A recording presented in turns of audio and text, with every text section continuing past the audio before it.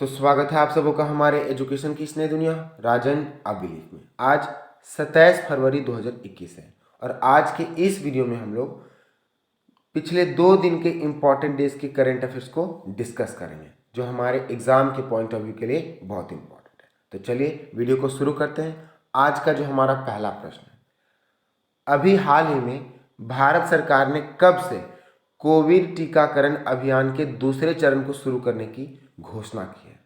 4 options दिए गए हैं, तो इसका जो उत्तर होगा तो अभी हाल ही में भारत सरकार ने 1 मार्च से कोविड-19 टीकाकरण अभियान के दूसरे चरण को शुरू करने की घोषणा की है। अब चलिए इससे इंपॉर्टेंट महत्वपूर्ण तथ्य को देख लेते हैं। इस दूसरे टीकाकरण अभियान के देश के 60 वर्ष के ऊपर की आयु के लोगों को कोविड-19 वैक्सीन देना शुरू किया जाएगा।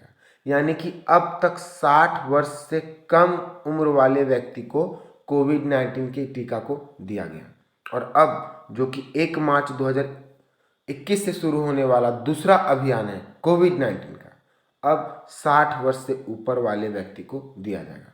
और इसी दूसरे टीकाकरण अभियान में 45 वर्ष से ऊपर आयु वाले ऐसे व्यक्तियों को भी कोविड-19 टीका लगाए जाएंगे जो 1 से अधिक रोगों से पीड़ित हैं। ठीक है, अगर एक और इम्पॉर्टेंट बात करें तो आपको बता दूं कि हमारे देश भारत में टीकाकरण की शुरुआत 16 जनवरी से शुरू हुई थी। तो यहाँ से भी क्वेश्चन पूछ सकता है कि हमारे देश भारत में टीकाकरण की शुरुआत कब से हुई थी, तो आपका जो उत्तर होगा वो 16 जनवरी होगा। नेक्स्ट क्वेश्चन, अभी हाल ही में किस देश को फिर से FATF के ग्रे लिस्ट में शामिल कर दिया गया है? तो अभी हाल ही में पाकिस्तान को FATF के ग्रे लिस्ट में शामिल कर दिया गया है। तो क्वेश्चन नंबर 2 का ऑप्शन बी सही है। अब ये ग्रे लिस्ट क्या होता है और पाकिस्तान को इस लिस्ट में क्यों शामिल किया गया है वो मैं आपको बताता हूँ। अभी हाल ही में FATF 3 दिवसीय पूर्ण सत्र में पाकिस्तान को फिर से ग्रे लिस्ट में शामिल कर दिया गया, जिसका कारण पाकिस्तान का आतंकवाद का समर्थन है। यानी कि एक ऐसा संगठन है FATF जो कि आतंकवाद का विरोधी है। जो देश किसी भी आतंकवाद के संगठन को समर्थन करेगा उसे क्या करता है, ये ग्रे लिस्ट में शामिल कर देता है। और पाकिस्तान जो है उनमें से एक देश है।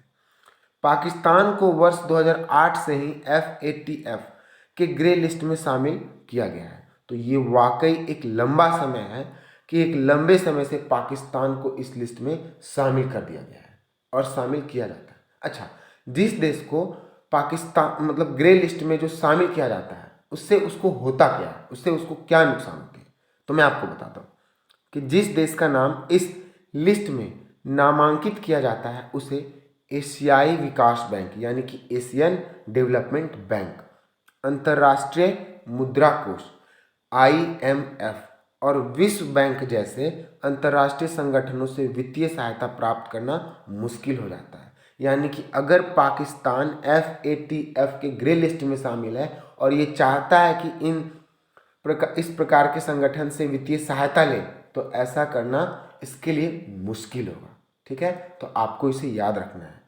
चलिए नेक्स्ट क्वेश्चन, अभी हाल ही में किस देश ने सीरिया में ईरान समर्थित मिलिशिया पर एयर स्ट्राइक किया है? तो मैं आपको बता दूं कि अभी हाल ही में अमेरिका ने सीरिया में ईरान समर्थित मिलिशिया पर एयर स्ट्राइक किया है। तो क्वेश्चन नंबर 3 का ऑप्शन सी सही है। अब बात अमेरिका की है, तो मैं आपको अमेरिका के बारे में मैप में बताता हूँ। ये रहा उत्तरी अमेरिका महाद्वीप और ये जो ब्लू कलर से डार्क है कलर है उस एरिया को यूनाइटेड स्टेट्स यानी कि अमेरिका कहते हैं। ठीक है, इसकी जो राजधानी है वो वाशिंगटन DC है। इसकी करेंसी यूनाइटेड स्टेट्स डॉलर है और इसके प्रेसिडेंट जो बाइडेन है, जो कि अभी हाल ही में इन्हें निर्वाचित किया गया। और इनके साथ साथ अगर वाइस प्रेसिडेंट की बात करें अमेरिका के, तो वो कौन है, कमला हैरिस है। ठीक है, तो उनके नाम को भी आपको याद रखना है। नेक्स्ट क्वेश्चन, अभी हाल ही में किस राज्य में विद्युत वितरण नेटवर्क में सुधार के लिए भारत सरकार और AIIB में समझौता किया गया है। तो अभी हाल ही में असम में विद्युत वितरण नेटवर्क में सुधार के लिए भारत सरकार और AIIB के बीच समझौता किया है। अब इसके बारे में देखते हैं, जिसका उद्देश्य अंतर्राष्ट्रीय विद्युत वितरण नेटवर्क को मजबूत करना है और उसकी क्षमता और सुरक्षा को बढ़ाना है। और इस समझौते के अंतर्गत भारत सरकार और AIIB $30.4 करोड़ असम को प्रोत्साहित करेगा, यानी कि इसे मदद करेगा। और इस धन का प्रयोग कहाँ पे किया जाएगा? तो इस धन का प्रयोग असम में 10 विद्युत वितरण सब स्टेशन बनाए जाएंगे और 10 ट्रांसमिशन लाइन बिछाए जाएंगे। और इसके साथ साथ इसी धन का प्रयोग पहले से मौजूद 15 सब स्टेशन और ट्रांसमिशन लाइन को अपग्रेड किया जाएगा। तो इन सारे पॉइंट्स को आपको याद रखना है। ये जो पॉइंट्स मैंने इस वीडियो के में डिस्क्राइब किया है वो बहुत ही ज़्यादा इम्पोर्टेंट है। अब बात असम की है, तो मैं आपको असम के बारे में बताता हूँ। ये रहा मैप में असम।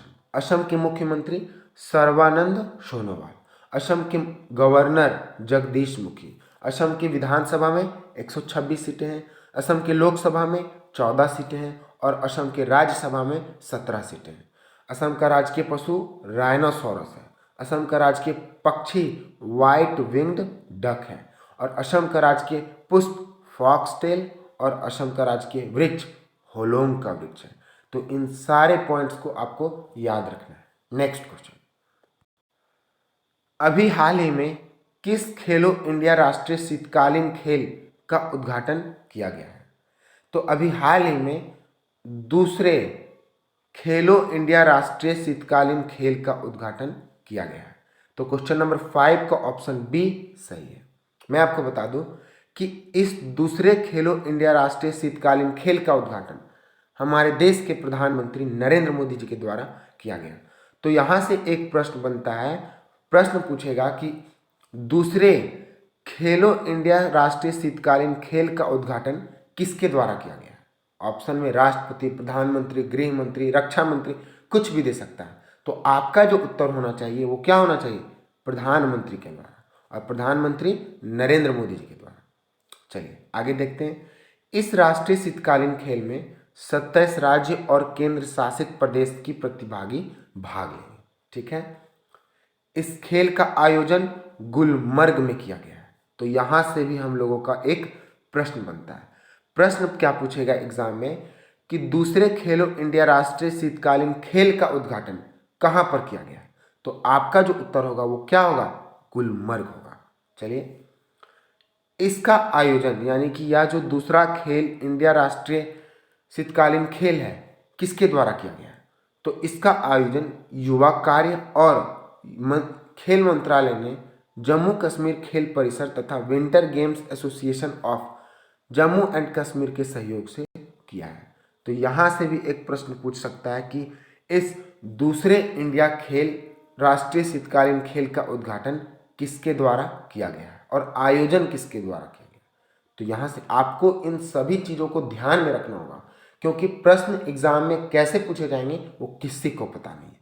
चलिए आगे बढ़ते हैं। क्वेश्चन नंबर 6, अभी हाल ही में किसे अमेरिका के एंटी करप्शन अवार्ड से सम्मानित किया गया है? तो अभी हाल ही में अंजलि भारद्वाज को अमेरिका के एंटी करप्शन अवार्ड से सम्मानित किया गया है। तो क्वेश्चन नंबर 6 का ऑप्शन बी सही है। देखिए इमेज में यही है अंजलि भारद्वाज और इन्हीं को अभी अमेरिका के एंटी करप्शन अवार्ड से सम्मानित किया गया है। अब चलिए इसके बारे में कुछ महत्वपूर्ण तथ्य को देख लेते हैं। बात क्या है कि अभी हाल ही में अमेरिकी राष्ट्रपति जो बाइडेन के नेतृत्व में एक अंतर्राष्ट्रीय भ्रष्टाचार रोधी चैंपियंस अवार्ड शुरू किया गया, जिसमें कुल 12 साहसी लोगों का नाम चयनित किया गया है और उसी सूची में अंजलि भारद्वाज का भी नाम अंकित है। यह एक नया पुरस्कार है जिसका उद्देश्य उन लोगों की पहचान करना है जो विपरीत परिस्थितियों में संघर्ष करते हैं और भ्रष्टाचार से लड़ते हैं। अब बात अगर अंजलि भारद्वाज की है तो मैं आपको उनके बारे में भी बताता हूँ। अंजलि भारद्वाज जो है हमारे देश भारत में सूचना के अधिकार आंदोलन का एक सक्रिय व्यक्ति हैं और इनके द्वारा जो है वो सतर्क नागरिक संगठन की भी स्थापना की गई है। तो इनका नाम और इस संस्था का नाम, संगठन का नाम आपको याद रखना है। नेक्स्ट क्वेश्चन और इस वीडियो का लास्ट क्वेश्चन, अभी हाल ही में किस राज्य में अल्पाइन की नई प्रजाति की खोज की गई है? तो अभी हाल ही में अरुणाचल प्रदेश में अल्पाइन की एक नई प्रजाति का खोज की गई है। तो क्वेश्चन नंबर 7 का ऑप्शन ए सही है।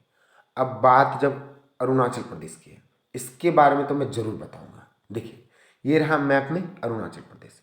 अरुणाचल प्रदेश की राजधानी ईटानगर, अरुणाचल प्रदेश के मुख्यमंत्री पेमा खांडू, अरुणाचल प्रदेश के गवर्नर बी.डी. मिश्रा, अरुणाचल प्रदेश की विधानसभा में 60 सीटें हैं, लोकसभा में 2 सीटें हैं और अरुणाचल प्रदेश के राज्यसभा में 1 सीट है। अरुणाचल प्रदेश का राजकीय पशु जो है वो मिथुन है। अरुणाचल प्रदेश का राजकीय पक्षी हॉर्नबिल है और अरुणाचल प्रदेश का राजकीय पुष्प फॉक्सटेल और वृक्ष होलोंग है।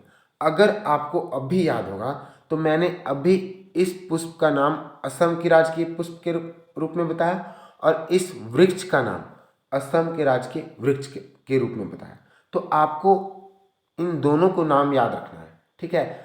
यानी कि फॉक्सटेल जो है असम और अरुणाचल प्रदेश दोनों राज्यों का राजकीय पुष्प है और होलोंग जो है वो दोनों राज्य यानी कि असम और अरुणाचल प्रदेश दोनों राज्यों का राजकीय वृक्ष है। तो यही हमारे वीडियो का लास्ट क्वेश्चन था। All the best, good luck.